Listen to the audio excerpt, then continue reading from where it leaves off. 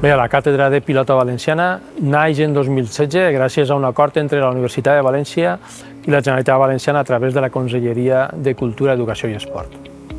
L'objectiu de la càtedra és promocionar l'esport tradicional valencià de la pilota valenciana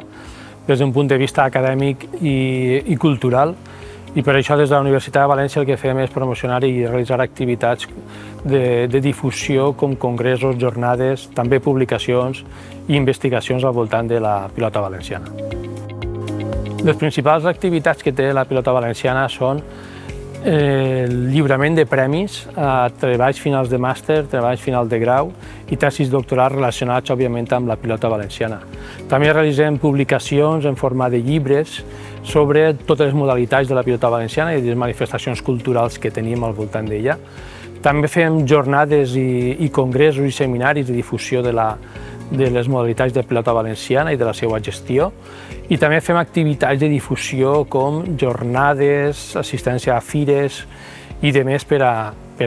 promocionar la pilota valenciana. El principal repte futur que veig jo per a la càtedra és enfocar més a les noves generacions de la